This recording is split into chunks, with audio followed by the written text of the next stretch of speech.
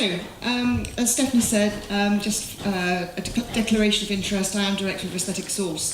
Back in the 1980s I worked in the NHS in dermatology, and in the early 90s I joined the aesthetic arena. So today my session is going to be very much about aesthetic dermatology, very much looking at what we can achieve with gentle chemical peels. And I'm going to look at the idea of not just peeling, but peeling and also restoring the epidermis and the dermis and dealing with the photo damage that we're looking at. We've also got 2 patients who've come through for chemical peel treatment who are going to be treated by my colleague Caroline in the back. So I've got some slides to show you, and at some point while I'm doing my presentation she will come up on the screen and I will talk through what she's doing and how simple and easy it is to do these mild chemical peels. So we're going to look at consultation tools, we're going to look at practical peel application, and very much at an evidence-based approach. From my personal practice, I like to see published clinical data of anything that I'm going to talk about. And I'm not talking about something in the Daily Mail or just a single patient study, but looking at single ingredient, randomized, double-blind placebo-controlled studies and final formulation randomized double-blind placebo-controlled studies, which in the cosmetic arena are very difficult to come across. And one of the things I'd like to just stress is the difference between a cosmetic and a pharmaceutical. And I know that seems like really going back to basics, but can anybody in the room tell me what a cosmeceutical is? It's a marketing term. Absolutely, it's a marketing term. Okay, a cosmetic is something which is licensed by the EU Cosmetics Directive. Okay, and that is any form of cosmetic. A pharmaceutical is something which is prescribed, and there are no other legal categories. Okay, 10 or 15 years ago we talked about cosmeceuticals, and we understood that what we meant was effective cosmetic ingredients, things that actually made a difference to the skin. Unfortunately, the marketing people have got hold of that phrase, and I was at a show a couple of weeks ago, Professional Beauty, and I was amazed, walking across the floor at Professional Beauty, how many cosmeceutical companies there were. And I was perhaps unfair and went and asked a few people what was in their cosmeceutical, and wasn't terribly impressed with some of the answers I came back with. So just remember that we're talking here about cosmetics, not cosmeceuticals. They don't really exist. So, consultation tools and peel procedure. I'll watch for the middle slide coming up there. So I'm going to talk to you a little bit about peeling background while we get set up in the back. So let's have a look first. Why are we using peels? My training historically has been that we're using peels to peel away the skin, whether it's for anti-aging or the other indications that we can use peels for. But actually what we're really trying to achieve, and what our clients, our patients are asking us for, is healthy skin. They want skin health. So just taking away layers of skin, taking away segments of skin, isn't what they're really looking for. They're looking for a rebuilding of that dermal matrix. They're looking for restoring of the epidermis. At the end of the day, what they're looking for is to reduce fine lines and wrinkles. And to do that, exfoliation is a good way to start. If at the same time we can achieve some pigment evening and we can reduce the appearance of blemished skin, then we're going to have happy clients, happy patients. We can do more than that. We can look at supporting other treatments in clinic, and some of the photographs I'm going to show you later on are combining peels with other modalities. So combining peels with medical microneedling, combining peels with laser, combining peels with injectables, with fillers and Botox. We've actually got a neat little book, if anybody is interested, where we go through category by category the sort of patients who come into our clinics. So a patient with photo damage, a patient with Fitzpatrick type 5 skin who's got some hyperpigmentation. And in each of those cases, we look at published clinical studies and we can show you photographs of a specific patient with before and afters and tell you what skincare treatment they had at home and what series of peels, what strength of what particular peel ingredient that they had. And that's a brilliant consultation tool for you to use in clinic when you have a patient in front of you and you want to be able to show them exactly what you can achieve. If you don't have your own bank of photography, and many people don't, it's an extremely good resource because you really can show people precisely what can be achieved, and you know that these photographs are from published clinical studies. And the reason I stress that is that what's important about that is that we know that the photographs haven't been doctored. They've not been doctored by a client being shown as having had a peel, but also they had a few other things on the side, and they haven't been doctored by Photoshop, which is amazing. We can do an awful lot with Photoshop. We don't. These photographs are from peer-reviewed published clinical studies in journals such as JDD, or their abstracts from the American Academy of Dermatology. And I'm also going to show you some pictures which show peels in combination with home care, so you can see what can be achieved in total. So first of all, just to look at the use of peels. Peels have been around for a long time, as we know. I'm not going to go into the history of peels. I think we've covered that enough times before. But just looking back, this is 2013, and yes, botulinum toxin was 3% up from 2012, 6.3 million people. This is data from the American Society, from ASAP, American Society of Aesthetic Plastic Surgeons. If you look at chemical peeling, 1.2 million chemical peels performed in the United States, and that also was up 3%. I think if you look at the UK market, we don't have such strong data, sadly. It would be wonderful to have data like this, but we don't have it. But there is certainly a significant growth in the amount of chemical peeling being performed in the United Kingdom by the various different people who are licensed and legally allowed to perform chemical peels. So what is the definition of a chemical peel?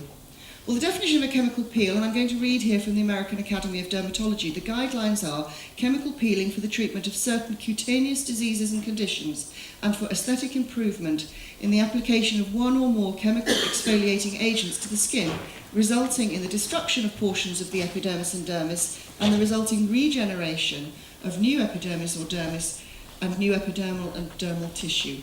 That sounds quite grandiose, but let's have a look at what we can actually achieve. So the first thing we need to do if we have a patient coming in for peels is make sure that they really understand how to take this journey well together. If you take the patient journey well together, these patients will come back for years and years. And in terms of topical treatments, one of the things I learned very early on with my chain of clinics was that if people come in and have a very successful injectable treatment with me, they are so unlikely to sit down over lunch with their girlfriends or their male friends and say, yes, I go and have Botox, yes, I go and have dermal fillers. It's not something people say. And I did at one point say to a customer of mine, her name was Julie, and I said to her, Julie, I'd really appreciate it if you told your friends about the skincare you get from me. And a few weeks later, I had a patient come in and she sat down in front of me, a new patient, and I had all the records in front of me, did all the great consultation, and got to the point of, and what can I do for you? And she said, well, my friend Julie comes to you and her lips are amazing. Please, can I have some cream? So I had to explain to her that actually that's not what we were going to do to change the shape of her lips. So if you really negotiate with your patients beforehand, correct assessment, correct tools, so they understand what they need and they understand what you can offer, then you will get a great patient journey. And I'm talking about not just using skincare, but skincare, peels, lasers, injectables, surgery, and also onto other things that we can talk about. Nutritional advice. Are your patients drinking sufficient water? Do you actually look at the hydration in their skin to see if they are drinking sufficient water? Do you talk to them about what they're putting into their bodies? Because that really does reflect in what their skin looks like. And psychological support as well. I don't know whether any of you remember, Dr. Tracy, you may well remember years ago, a wonderful spoof paper for the collagen injectables, we're going back to the 1980s here, where they showed a direct causal link between injecting collagen injections and divorce. Which isn't a case at all, but it was a wonderful spoof. But good consultations are key, and it does take time to make these consultations. What consultations tools do we have? Well, we have mirrors. We can all look in mirrors. But I find if I give my mirror to a patient, they sort of flick their hair and look at themselves, and they focus on one wrinkle. Okay? So I try and get my patients to look in a big mirror, not a little mirror. But a big mirror still reflects back on what they're looking at. I find that using a camera is the very best way of taking photographs of my patient, because if you sit your patient in front of a photograph of themselves, they are so much more critical of what they're looking at and so much more realistic and less distracted by what their hair looks like or whether they have the right colour lipstick on. It's very, very interesting, and I'd love someone to do some studies on that at some point. And there's a picture here of a woods lamp as well. One of the other tools that we can use is scanning equipment, things like the Visier scan, the Stratum scanner, and it possibly, if we get the feed coming through from the back, we'll be able to show you an assessment of somebody having a photograph taken where we can show the wrinkle count, hyperpigmentation, we can show vascular lesions as well, so we can pick up all sorts of things, but really help to diagnose what our patient's condition is and exactly what peel we're going to use. So this is a close-up of of a scan performed recently. So let's look at some of the chemical peel agents that are available to us. Alpha hydroxy acids, things like glycolic acid, citric acid, lactic and mandelic acid, we'll come back to those. And BHAs, beta hydroxy acids, ingredients such as salicylic acid. We have TCA, we have phenol, and we have combinations. Now for this afternoon I'm going to be talking more specifically about the alpha hydroxy acids. If anybody wants to talk more about the deeper peels, the stronger peels, please do come and we'll have a conversation about that later as well. So looking at glycolic acid, why do we use glycolic acid? Well, first of all, just a quick note on history. Glycolic acids were discovered in the 1970s by two doctors, Dr. Van Scott, who is a dermatologist, and Dr. Yu, who is a dermatopharmacologist. And they discovered the keratolytic effects of hydroxy acids in a paper that was published in 1974. And what they found was that with glycolic acid, we can increase the exfoliation in the skin and we can increase cell turnover. And to our customers, our patients, and I do use the word customer because we all have businesses, so customers or patients, they're looking for softer, smoother, clearer skin. So something which will exfoliate and increase cell turnover is going to give you that. Pigment evening. Yes, great, we want pigment evening. Our patients want even skin tone, and we can produce that. They want to reduce the dark spots in their skin and increase clarity. We want to increase glycosaminoglycans, and this is going back to the idea of not just taking away from the skin, but using peeling ingredients that are going to add back to the skin at the same time. So volumizing and plumping the skin, that's something which patients ask for all the time, because if you volumize the skin and you plump the skin, you're going to reduce the appearance of fine lines and wrinkles, which is what patients with photo damage have come in to request. We can increase collagen. We've got data, I'm going to show you some data on neocollagenesis to firm and hold the structure of the skin so the skin looks plumper and younger. And that visual plumping and firming with a younger, more elastic looking skin. And all of the references here, if you want any of the papers, have a look on PubMed, Medline, or we can help you to find those papers. Looking at citric acid, this is another ingredient that we use for brightening the skin. So this would be a separate peel applied first before the glycolic peel to reduce melanin expression in skin cells. And we can significantly reduce melanin expression by using citric acid. Citric acid will also exfoliate and do a lot of the things that the alpha hydroxy acid, glycolic acid, is going to do. If we look further at that histology study, this was only 6 patients, but they were aged 70 to 83, and they were exposed to 20% citric acid at a pH of 3.5. They had this exposure over 3 months, twice daily on the use of their arm, so this is a topical use rather than a specific peel use. And if you look at the changes in the skin, my arrows have disappeared all over the place, so please, I apologise for the arrow movement. But anyway, the clinical findings were an increase of skin thickness of 16.3% compared to the vehicle, where the skin was actually reduced in depth by 4%. And when you talk to patients about doing alpha hydroxy acid peels, you'll often find patients coming in and objecting to the idea because, oh no, hydroxy acids, they thin the skin. Well, there was a paper once that showed thinning of the skin, but it showed a specific area of the skin thinned, and it was the stratum corneum that was thinned, and it was thinned because it was normalised. Okay? It was reduced back to its normal youthful level as opposed to the older skin that had been peeled. So we were thinning the area of the skin that actually needs thinning, but we can see here, and I can show you the same data for glycolic acid and mandelic acid, that we are increasing skin thickness. So you can say with absolute conviction, if your patients are worried that alpha hydroxy acids thin the skin, no they don't, they thin the stratum corneum, but they thicken the total dermal depth, as you've seen here, by 16%. And the epidermal thickness was increased by 40%. Epidermal hyaluronic acid was up significantly, and dermal hyaluronic acid was up 57%. Now, 57% increase in dermal hyaluronic acid is a significant sum, and that's going to make a big difference to the patient's skin. And dermal chondroitin sulfate was up 66%, so even more.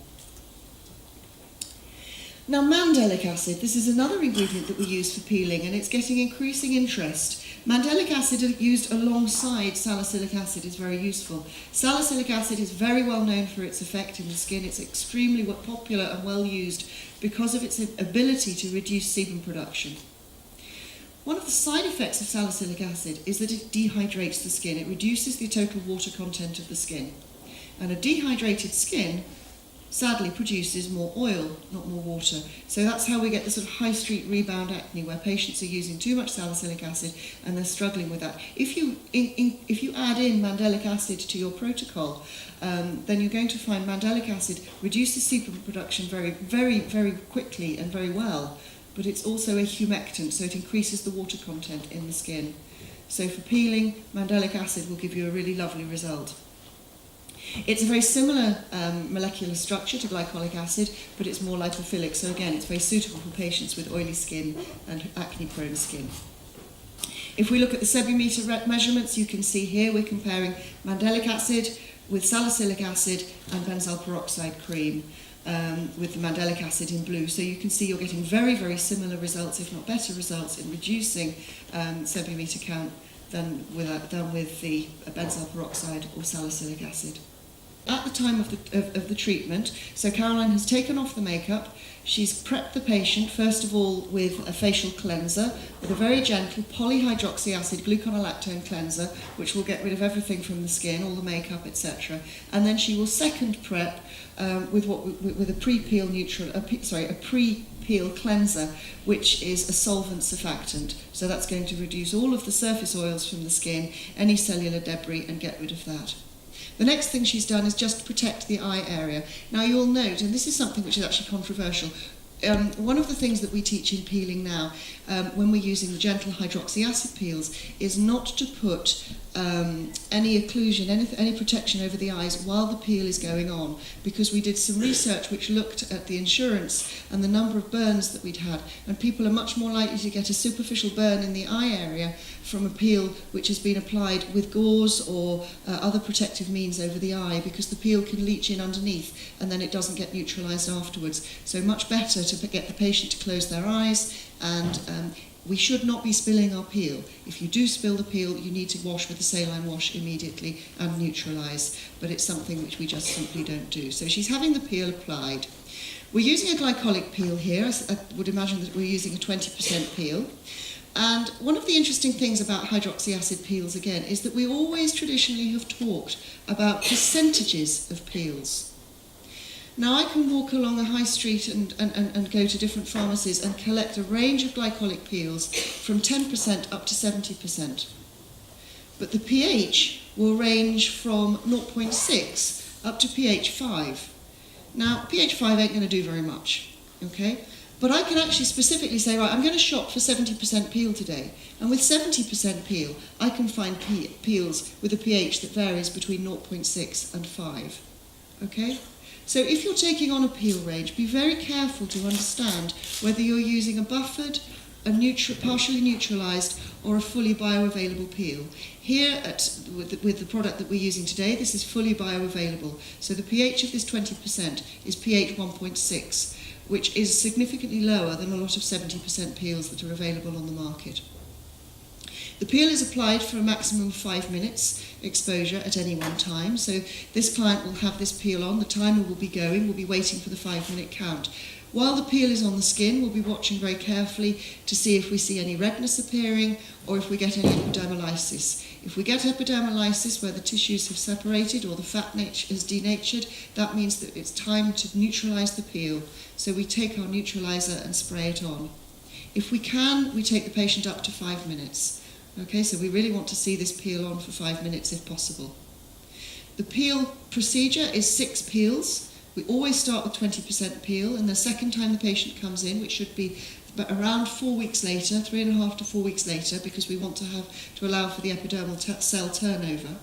When the patient comes back in again, if the 20% peel had been left for 5 minutes first time, then the second time they come in, we go up to a 35% peel. Unless we're going to use either a citric or a mandelic peel.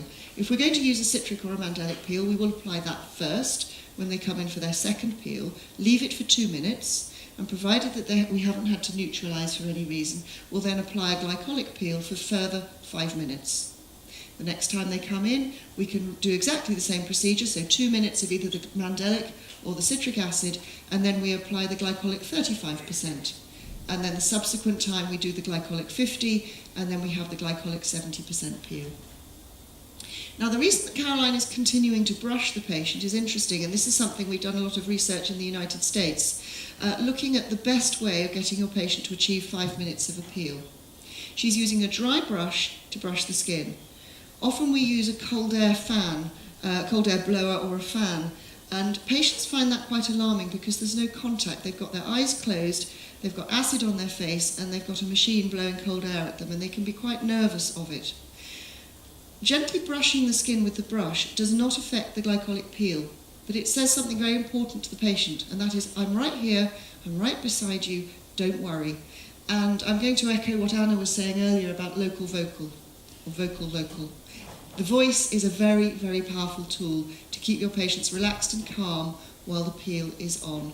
Can you just go over that again? So, first of all, you prepare the skin, then you apply mandelic acid, what percent? The mandelic acid is the 30%, and likewise what with the citric pH acid. is that? pH 2.8 for the mandelic acid. No, sorry, 1.6 for the mandelic acid in this particular case. And then And the how citric long do acid you is leave also that on for? 2 minutes. And that's the same each time they come, is it? Absolutely, except the first time. The first time we would just do a glycolic acid. Okay. The second time you And would then, have a mandelic. and then each time you apply glycolic acid in increasing strengths. Absolutely. So the mandelic acid or the citric acid. Mandelic acid for patients with oily skin and acne. Citric acid for patients who have any hyperpigmentation or they want to even their skin tone in any way. And also for thickening the skin, as we saw earlier, that slide showing 57% increase in hyaluronic acid. So always the same dose of the citric acid or the mandelic, but an increasing dose of the glycolic acid. And there are people who will do just the citric acid or just the mandelic, particularly if you've got a patient with a very sensitive skin or a younger patient who's acne prone with oily skin. They would very much benefit from a course of mandelic peels. So as you can see what's going on now on the main slide, you can see that Caroline has now put protection over her client's eyes, her patient's eyes, and she's got the neutralizer spray, and she's going to spray that on. So we have an alkali spray going onto the acid, alkali and acid combining. In this case, we're going to produce carbon dioxide, which is going to give you a foam, and that's lovely because it gives you a great deal of satisfaction and reassurance for you and for your client that if you spray on the neutralizer and you don't get that foaming, you know that the patient is neutralized already. So it's a very simple technique. So we're just dabbing to make sure that we're not dripping too far and spraying the neutralizer onto the skin. Once the client has been neutralised, what Caroline's going to do is to then put a cold water compress onto the patient's skin, just to take down the temperature of her skin. If she's feeling a little bit red, feeling a little bit hot, just to cool the skin down. And then she will apply advanced hydroxy acids onto the skin. So the first thing that will go on will be lactobionic acid, which we'll look at in a moment. Lactobionic acid is a very interesting polyhydroxy acid, third generation hydroxy acid, extremely humectant. And we have the confidence that, in fact, in the United States, lactobionic acid is part of the wash that's used by the transplant teams. So when they take the organ out, because of lactobionic acid's very powerful metal chelating abilities, it's used there. But it's used in topical skincare and can be used immediately post-peel for healing. And then obviously we're going to apply a very high SPF onto the patient's skin afterwards to protect the skin. So, the benefits of an alpha-hydroxy acid peel. They fill a skincare and a cosmetic need that's not met by other cosmetic treatments. We're reducing epidermal turnover time, we're optimising keratinization. We're increasing both epidermal and dermal thickness. We're diminishing the appearance of pore size. And how many patients come into us saying, I hate the size of my pores? Knowing that we've got clinical evidence to reduce the appearance of pore size is great. And we're helping improve dull skin tone by enhancing the natural glow of the skin. We can enhance the benefits of other treatment modalities, preparing the skin for better results of stronger peels. And something that we quite frequently do is to use a course of glycolic peels to prepare somebody for a TCA peel. And believe me, you get significantly better results with less downtime with a TCA peel if you prep the patient with glycolic peels first. And also we have a product which is completely customisable to treat a wide range of patient types and concerns. With glycolic peels, we can peel patients with Fitzpatrick skin type 1 through 6. Okay, remembering also at the moment we have this difficulty that often patient skin type in colour doesn't reflect their Fitzpatrick skin type because we've got so much mixed race going on at the moment, and we often find that patients respond differently to a glycolic than we expected or we maybe would have seen previously. We can progressively increase skin exposure time of the glycolic to improve the efficacy of the peels that we're doing, and we have an option to apply multiple layers of peels. But also we can bring new patients in. We talked about Julie earlier on, but different demographics of patients into a skincare practice. And these patients are tomorrow's laser patients, they're tomorrow's surgery patients, they're tomorrow's injectable patients. So what can we expect following a skin tone? Acne scars can be visually softened by glycolic peels. Diminished pore size, improved natural glow. And if you look through this list, if you read through this list, this is what clients are coming into our clinics and asking for. But let's go back to a little bit of sums, a little bit of business, because business is important to me. Glycolic peels are not expensive. You can buy a peel bottle for around £30. 20 peels out of that bottle, which means your cost per peel is about £2. Okay? Now, if you're charging £75 for your peel, and £75 is the average UK price for a glycolic peel, and you have a patient who comes in and has a course of 6 peels, that brings you a revenue of £438.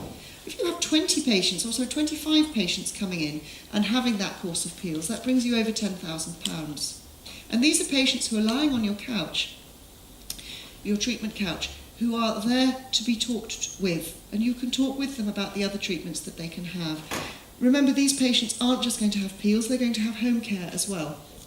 Your margin on skincare should be around 100%.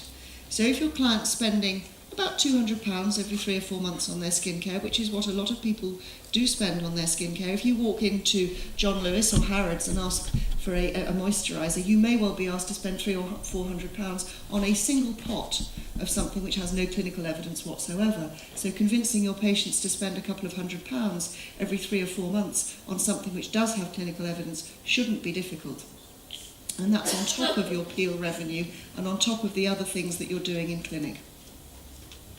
So the benefits of alpha hydroxy acid peels: proven results over 25 years, definitive clinical proof, and photographic proof as well.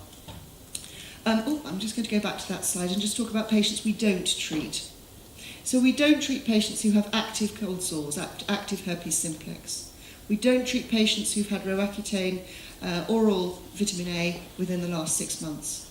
We don't treat patients whose skin is still healing for any reason, whether it's surgery, whether it's radiation.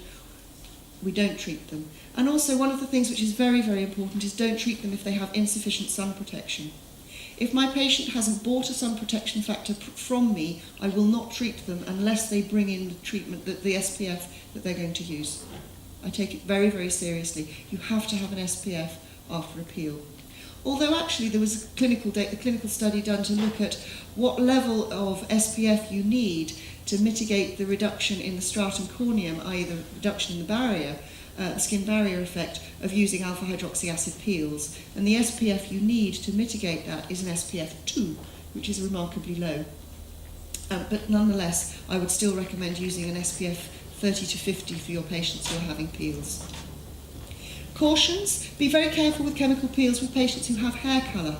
Now, it's only immediately on the day of the peel. If patients come into you and they've just walked out of the hairdresser and they've had a chemical hair treatment, whether it's a perm or a colour, they still have chemicals on their skin. If you're going to then expose them to further chemical treatment, you're not going to know what to expect. So make sure your patient has washed their hair at least once, preferably twice, after a hair colour. And likewise, if they have their peel done and then they're going off to have their hair coloured, they will still have chemicals on their skin. You don't want to be putting hair colours or perming equipment, perming chemicals onto your patient's skin. They don't want to be doing that immediately after a peel. Also be cautious with semi-permanent makeup. We do have no data to show that semi-permanent makeup can be damaged by peels, although there is anecdotal evidence, or a rumour, shall I say, that maybe it does, but certainly I've never seen, and I've treated an awful lot of patients who have semi-permanent makeup with glycolic peels, no problems at all. Be careful also with topical vitamin A. It can sensitise the skin, and you can find a glycolic peel on a patient who you've treated for years, had no problem, and suddenly they've gone and they've bought some vitamin A off the market, stuck it on their skin, and you get a very frank reaction to a peel and need to neutralise very quickly. So do be aware of that. We've talked about SPF, and avoid heat as well. One other thing with peels is that peels can damage cheap jewellery. Okay, glycolic peels would damage cheap jewellery, and I would probably advise you not to ask your patients if they are wearing cheap jewellery. I would advise you just to ask them to remove their jewellery straight away. It's a much nicer way to approach patients. So when the peel goes onto the skin, immediately you'll feel some stinging and burning. You may see flushing, erythema for the first hour or two. If your patient is properly prepped, that shouldn't continue. If your patient isn't properly prepped and they are sensitive to glycolic, that redness can go on for several weeks. So be very careful to make sure that they're properly prepped. Watch out for epidermolysis. That's where you see whitening in the skin. If you see whitening, you want to immediately neutralise. But beautifully, you can spot neutralise. So you can pick up the spray and you can either spray it onto a little bit of gauze and spot neutralise with a touch, or you can just spray onto that area, dab, and then the peel can continue to work elsewhere. Okay, combination protocols. Microdermabrasion, needling, injectables, other treatments. How am I doing for time? All right, okay. Yes, okay. So, I'm going to take you through now some case reports. So these are the clinical studies I was talking about earlier, and they do come from a book that we can provide for you if anybody would like further copies. So we're looking at combining treatments with other modalities, and this is a dermatologist use study, and this is a result after 4 20% glycolic acid peels and 4 medical microdermabrasions. And you can see significant changes in the skin after 16 weeks. Here we have a patient who has treatment both with glycolic peels, dermal filler, and botulinum toxin type A. Again, you can see significant changes to her skin. And if we look at exactly where she's had treatment, you can see Botox to the glabella, dermal fillers to the nasolabials, but effects on her skin tone. And if you look more closely in the eye area of the same patient, you can see there where, without having Botox for the fine lines and wrinkles, so this is looking at the static lines, not the dynamic lines, you can see a significant improvement in skin tone in the area underneath her eye. Here we have a patient who's had simply glycolic peels, so this is not a treatment combined with anything else. A 66-year-old patient who had a 35% peel followed by a 50% peel and 2 70% peels. Bear in mind that in the UK, we do recommend that you start with a 20% peel. This patient started with a 35% peel. And this was used in conjunction with home care, so the patient had a cleanser and an eye cream to use twice a day, and in the morning was a specific day cream, and at night a specific night cream. Here we have further treatment, a patient using glycolic peel for teenage acne and pigmentation, and for acne and scarring, significant results. Now these patients are in clinical studies, so they are not allowed to be using any other treatment. If they are using any treatment, it does say so in the section below. So I'm going to go through them fairly quickly because I know that I've come to the end of my time. This is mandelic acid and glycolic acid used in combination. Further patient with mandelic and glycolic as well, used as per the protocol we discussed. And teen acne, and acne scarring, pigmentation and erythema together, treated with glycolic acid, 3 peels in this case. I've got about 5 slides to go, just bear with me. Okay. This is a patient treated with inflammatory acne and rosacea. An interesting peel. Obviously, this was treated in the United States with Clarin lotion and oral antibiotics, which were discontinued at the 5th peel. So even with patients with rosacea, which is counterintuitive in certain cases to use something like a glycolic, we can have some extremely effective results because we're normalising the skin barrier, and that's going to help to protect these patients. Okay. Post-inflammatory hyperpigmentation here with a darker Fitzpatrick skin type. And this is a patient with a very complex acne and post-inflammatory hyperpigmentation, treated with 2% hydroquinone as well, bearing in mind that that's now not available as a cosmetic in the UK. When this study was done, it was available as a cosmetic, but it's banned by the EU Cosmetics Directive. A further patient with rosacea, and I'm just going to move to my end slide. These slides are available if anybody would like to see more. So thank you very, very much for listening.